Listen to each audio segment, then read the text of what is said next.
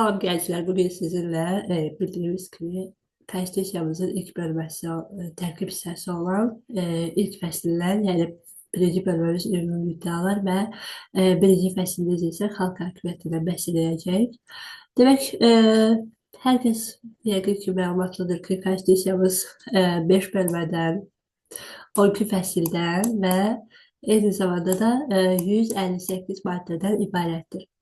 Və əlavə olaraq da qeyd edeyim ki, konstitusiyamız 1995-ci ildə noyabrın 12-sində xalq səsverməsi referendumla qəbul edilmişdir və 95-ci ilin noyabrın 27-sində də qüvvəyə minmişdir. Ümumiyyətlə, qüvvəyə minmə məsələsi, dərc edilmə məsələsi ilə eyni gündə olduğumuzu unutmayaq. Çünki suallar daha çox əvvəllər verilirdi bu formada, amma bunu bilməyiniz daha yaxşıdır ki, çünki bu şəkildə sual düşə bilər. Sual verirsək, məsələn, ilk dəyişiklik nə vaxt olub və ilk əlavə və dəyişiklik nə vaxt olub? İlk dəyişikliyimiz 2002 avqustun 24-də dəyişikliklər bilirik ki, yalnız referendumla olurdu. Ona görə də 2002-ci il avqustun 24-də referendum keçirilir və bu yolla edilir. Növbəti dəfə isə həm əlavədir, həm də dəyişiklikdir. Ona görə tərkibində dəyişiklik də olduğuna görə ümumi olaraq referendum keçirilib. Bunun tarixi 2009-cu il martın 18-də təsadüf edildi. İkinci əlavə və dəyişiklik də həmçinin eyni zamanda referendumla həyata keçirilmişdir və təsadüf edib 2016-cı il sentyabrın 26-sında. Biz bilirik ki, yalnız referendumla həll olunan məsələlərdən biri də konstitusiyanın qəbul edilməsi və ona, yəni konstitusiyaya dəyişiklik edilməsi məsələsidir. Əlavələr isə referendum keçirilməsi üçün əsas deyil. Belə, bunu növbəti video izahlarda daha ətraflı əlavə və dəyişikliklərlə bağlı izah çəkəndə paylaşacağım. Deməli, belə. Biz başlayaq birinci bölməmiz, hansı ki, birinci bölməmizin tərkib hissəsi olan birinci fəsil, yəni xalq hakimiyyətindən bəhs etməyək. Ümumiyyətlə desək ki, Azərbaycan Respublikasında dövlət hakimiyyəti yeganə mənbəyi dedikdə kim nəzərdə tutulur? Azərbaycan xalqından söhbət gedir. Burada yəni xalq olaraq Azərbaycan xalqı tam aydın şəkildə, yəni bütöv şəkildə ifadə olunmalıdır. Xalqdır formasında yazılır. Bəzən düzdür, qəbulda bu tipli sual verilmir, amma bəzi müəllimlər tərəfindən tərtib olunur. Çaşdırıcı formada tərtib edirlər. Ancaq yenə də eybi yox. Bunu da öyrənin. Azərbaycan xalqı bəs kimlərdən ibarətdir? Ümumiyyətlə, vətəndaşlıq hüququ təminatı ilə bağlı qarışdırılan bu maddələr hakimiyyətin mənbəyində tərtib olunma forması, yəni sırf ikinci müddəada öz əksini necə tapıbsa, o formada əzbərləsəz, digər maddə ilə qarışdırmayacaqsınız. Deməli, Azərbaycan xalqı kimlərdən ibarət idi? Azərbaycan xalqı Azərbaycan Respublikası vətəndaşlarından ibarətdir. Bu hansı vətəndaşlardır? Sırf Azərbaycan Respublikası ərazisində yaşayan vətəndaşlardan söhbət gedir. Xeyr. Həm ərazidə, həm də onlar kənarda yaşayan Azərbaycan dövlətinə, baxın, Azərbaycan Respublikasına deyil, Azərbaycan dövlətinə və onun qanunlarına tabe sayılan Azərbaycan Respublikası vətəndaşlarından ibarətdir. Ancaq vətəndaş olması beynəlxalq hüquqla müəyyənləşdirilmiş normaları istisna etmir. Yəni, biz beynəlxalq hüquq normalarına riayət edən bir respublika vətəndaşıyıq. Yəni, öz vətəndaşı ilə hər hansı bir hüquqi bir davranışı olduqda, həmin bu normaları da pozmamaq şərti ilə və əsas götürüb tutmaq şərti ilə öz vətəndaşlarına qarşı davranır. Belə, xalqın suverenliyi. Azərbaycan xalqı suveren hüququ sual olaraq verilirsə, Azərbaycan xalqının suveren hüququ sərbəst və müstəqil, baxın, sərbəst və müstəqil öz müqəddəratını həll etmək və öz idarəetmə formasını müəyyən etmək Azərbaycan xalqının suveren hüququdur. Yaxşı, biz bir xalq olaraq, yəni Azərbaycan xalqı olaraq suveren hüququmuzu hansı formalarda həyata keçirir? Birincisi, ümumi xalq səs verməsi referendumdur. Bir də ki, ümumi bərabər birbaşa seçki hüququ əsasında sərbəst, gizli və şəxsi səs vermə yolu ilə seçilmiş nümayəndələr vasitəsilə. Yəni, biz bunu ümumi xalq səs verməsi referendum yoluna da həll edə bilərik, ya da ki, hansısa bir nümayəndələr seçilir, hansı ki, bunlar deputatlar idi və prezident idi. Bələdiyyələr buna daxil deyil. qarışdırmayın. Seçilmiş nümayəndələr bu şəxslərdir. Bunların vasitəsilə biz öz fikrimizi, niyyətimizi ifadə edə bilirik. Yəni iki formada. Birincisi referendumdur, ikincisi də həmin bu şəxslər ki, hansı ki, ümumi bərabər birbaşa seçki hüququ əsasında seçilir və sərbəst şəxsi və gizli səsvermə yolu ilə. Yəni, ümumi bərabər birbaşa bu o deməkdir ki, şəxsən siz özünüz gedirsiniz birbaşa olaraq bu seçkidə, hər hansı bir seçki dairə məntəqəsində səs vermədə iştirak edirsiniz. Bir də ki, yol isə, məsələn, deyir ki, sərbəst, gizli və şəxsi görürsünüz, sizə heç kəs müdaxilə etmir, gizli şəkildə kabinada daxil olursunuz və şəxsən özünüz, yəni sizin adınıza atanız, bacınız, qardaşınız səs verə bilməz. Belə, yəni bunun mənası, məntiqi izahı bundan ibarətdir. Və maddə 13. Maddə 13 uşaqlar biraz qəbulun daha çox həm testi, müsabiqənin həm testi, həm müsahibə mərhələsində ekspertlər tərəfindən müsahibə üzrə verilən sualdır. Burada diqqət edəcəyiniz nüanslar oldu. Yəni, məsələn, referendumla həll edə bilər, başqadır. Yalnız referendumla həll oluna bilər, başqadır. Bir də var ki, referendum keçirilə bilməz. Əgər ümumi olaraq desək ki, hansı məsələlərlə bağlı referendum keçirilə bilər, onda artıq siz götürəcəksiniz ki, xalq öz, yəni hansı ki, Azərbaycan xalqına söhbət gedir, öz hüquq və mənafelərlə bağlı, baxın, burada hüquq və azadlıq deyil, hüquq və mənafelərlə bağlı hər bir məsələni referendumla həll edə bilər. Bir də var ki, yalnız referendumla həll olunan məsələlər. Bax, bunlar isə artıq konkret məsələlərdir. Amma həll oluna bilərsə ümumilikdədir. Yəni, hansı məsələlərdir, hüquq və mənafelərdir, bu ümumi anlayışdır.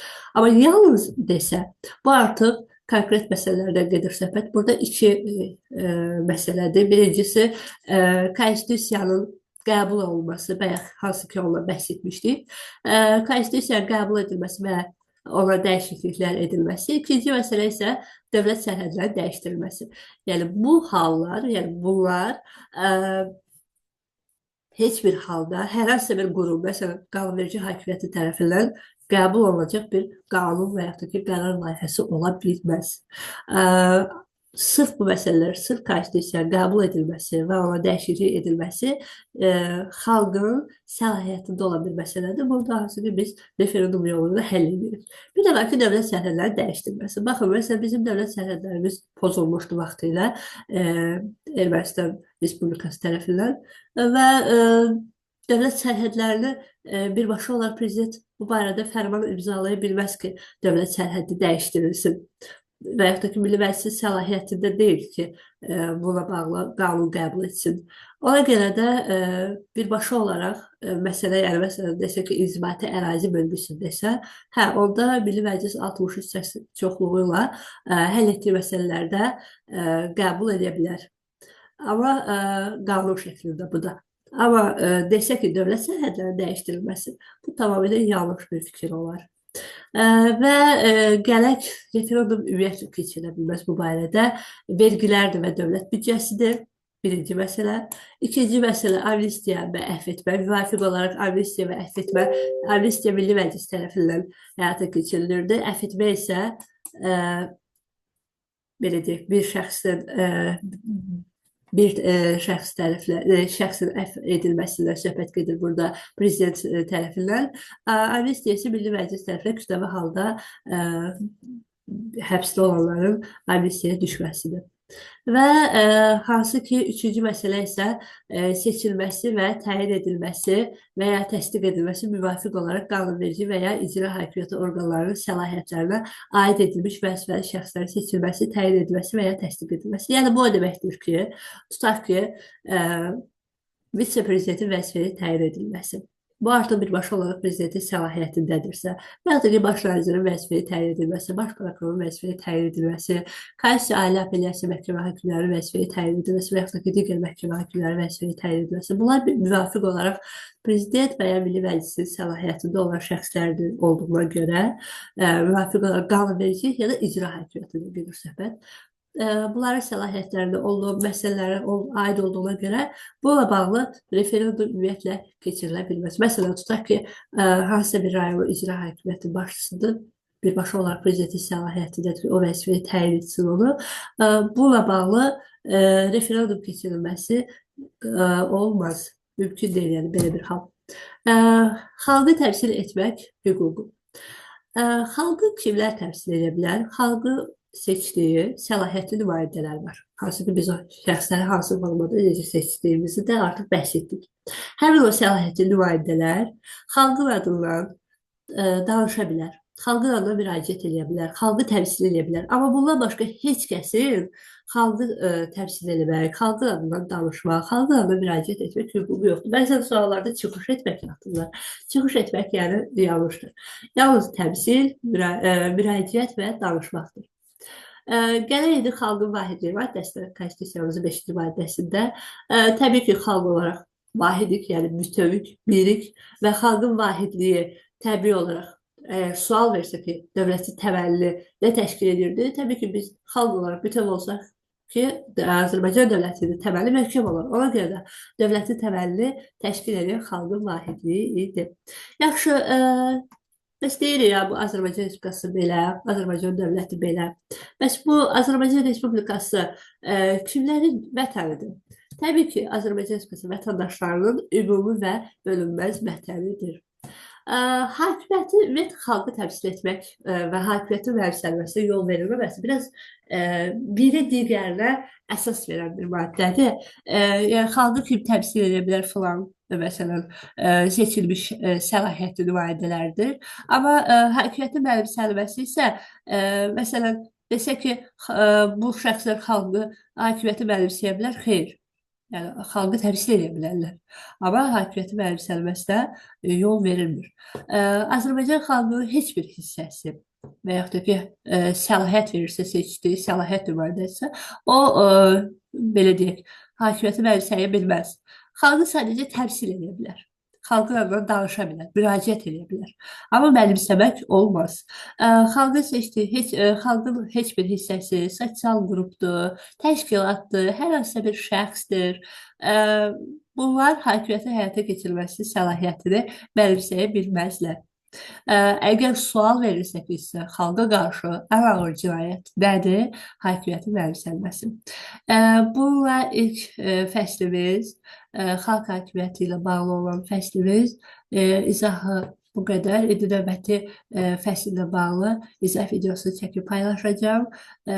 Bunlar belə deyək, ilk 6 maddə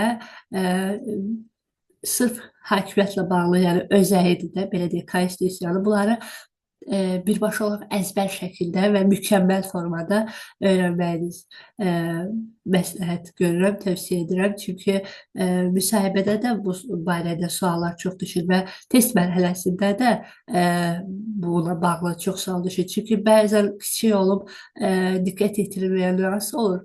Ancaq mahiyyət etibarilə çox böyük mahiyyətə var. Yəni, bunu bilməmək bir mövqedə belə müsür hesab olunur. Çünki bunu bilmək vacib şərtdir bir vətəndaş olaraq və digər maddələr də bunlara istinad olaraq daha geniş, daha ətraflı şəkildə Konstitusiyamız, yəni 158 maddə ilə tamamlanır.